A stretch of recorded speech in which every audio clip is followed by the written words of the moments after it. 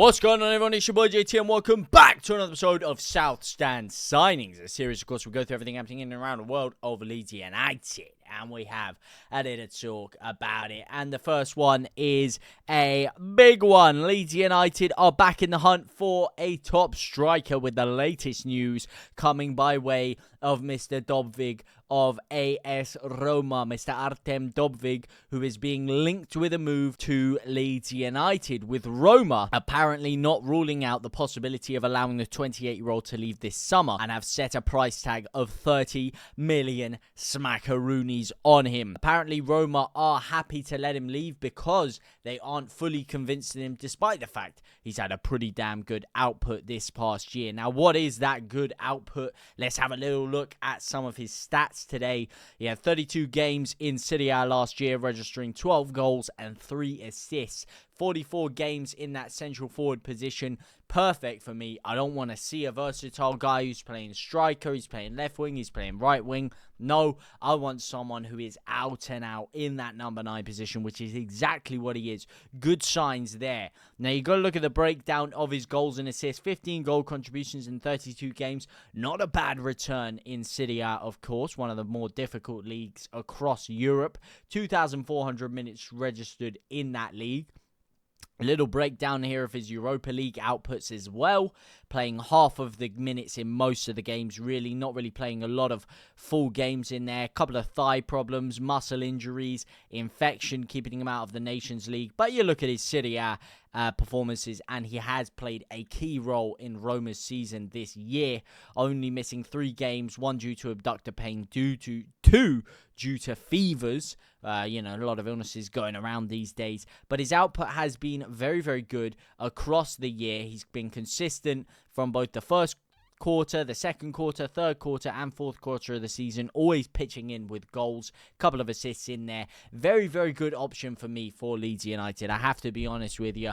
I think it could work a bit of a peach for us. £30 million, which is almost bang on what his valuation is, which is relatively high for a 28-year-old striker. Most of the players conducting higher transfer fees are, of course, the young number 9s, and with the news that Newcastle, after potentially losing both Isak and Ekitike out of their grasp now, are going to be looking at Rodrigo Muniz, Leeds United might have to snap up on a Dovbyk to get that deal done, because Rodrigo Muniz is looking less and less likely as the stories and days linger on. Newcastle, of course, need to make a statement.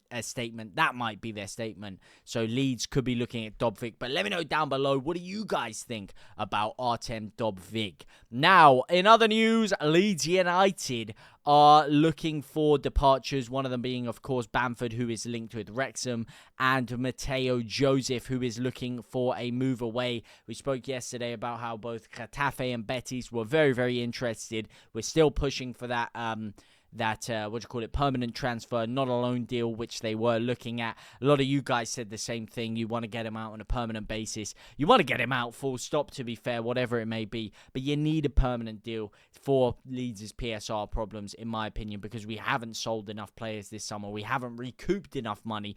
And with the stories surrounding the fact that Jack Harrison could be staying at Leeds United, with Fark saying that he's happy for the player to earn himself back into the squad, that's a little bit alarming to me, because that leads me to believe we're not going to go too big in for another winger, which means maybe we're going to be looking at other positions. But the fact we were that high in for Paixao leads me to believe we need a winger, or the 49ers at least believe we need another winger that isn't Jack Harrison. And now on to something that is a very exciting story for me, and that is that Sunderland are trying to nick another one of Leeds' targets, but this time it's a target I don't think any of us were too keen on, and that is, of course, Mr. Mark Guéhi from Chelsea. Hasn't had a good time at all at Stamford Bridge this year. Really, really hasn't. I know a lot of Chelsea fans, and none of them really want him in the side. A lot of them are happy to see the back of him.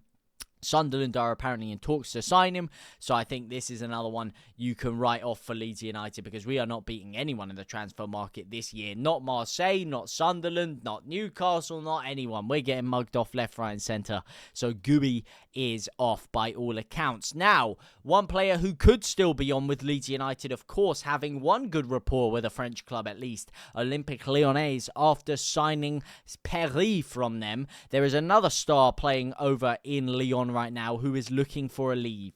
Who is that? It is Ainsley Maitland-Niles, of course, the former Arsenal Academy graduate, who Leeds United are potentially eyeing for fullback. He can also play wide areas as well. He can play slightly more advanced than just a fullback position. I've seen him operate in wingback positions and potentially midfield positions as well. So he could be a good versatile option for Leeds United going forward.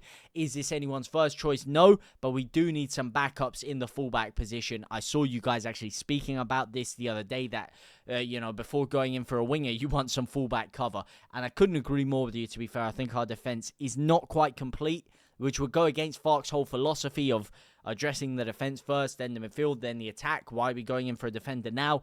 I think it's needs must. And maybe they're looking at some of our preseason games and saying, listen, mate, we could do with an extra backup in there. And Ainsley Maitland-Niles could be a cheap one. But again, this is just coming by way of Graham Bailey right now, and there aren't too many other stories backing this up, so we will move swiftly forward. There is another player Leeds United have been linked with, and it is Gabriel Sara, who is, of course, a central midfielder and Brazilian, and is reported to be worth a lot less than what Villa are paying. His reported value is around 20 million, 25 million pounds. Aston Villa are apparently trying to jump Leeds in this move. Leeds were linked with him very recently, and so are Aston Villa now, who are apparently preparing a 35 million pound bid. So it looks like there's another bidding war on our hand if we were to get Gabriel Sara.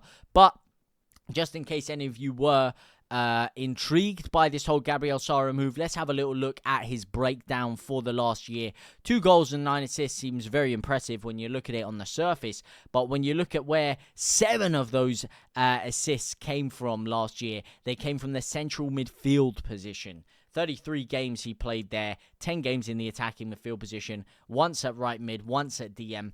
We don't need a box-to-box midfielder. Yes, he would add a sprinkle of quality in there, but it doesn't really make sense formation-wise for Leeds to splash 30 million odd euros on a midfielder who isn't going to play out and out in that number 10 role. He's more of a box-to-box guy, likes to feature a little bit further from deep. Now, maybe if we change to a 4-3-3, that would work, but then where do you put Tanaka? Do you put him as the holding guy and put Longstaff in front of him? If Longstaff's going to be in that DM role, you're probably going to presume Tanaka's going to be in the 8 next to Anton Stach. So again, not one that makes a whole lot of sense to me, so I think we can dismiss this one pretty damn early, and of course Villa are also in for him. In other news, the other striker we spoke about yesterday that would have been relatively exciting for us, bit of experience in there, would be Mehdi Taremi, who has played across European football, and the 33-year-old currently playing for Inter Milan was touted as Leeds United's next striking option. However, West Ham have now jumped into the race for Taremi, and it is another one Leeds are going to have to stave off competition for. But I spoke to you guys yesterday. I asked for your opinions in the comments and across social media, and you guys weren't really too excited about this one. You kind of giving me a 4 or 5 on the radar of excitement. So for me, it's not one that we really have to concern ourselves too much in. But maybe I'm wrong. Maybe a couple of you guys were a little bit more excited about Taremi than I was. So let me know your thoughts down below. And the final story of the day is around another winger after Leeds United failed, of course, in our pursuit for Igor Paixao.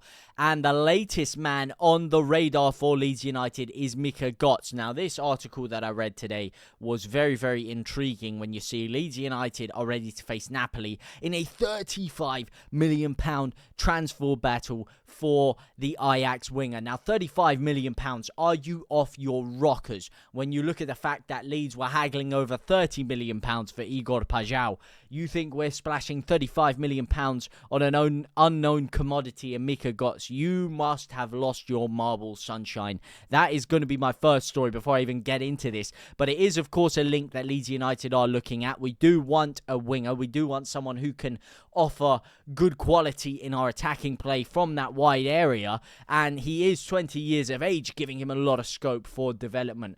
but are you off your rockers? The guy is rated at 10 million euros, so for me it would be a decent cheap option, but again, not a proven commodity, better than what we have. 4 goals and 3 assists in the Eredivisie last year, featuring predominantly, completely off the left wing position, which is good news for me because I don't want these hyper versatile players who are decent in one position, I want someone that's out and out quality in their position.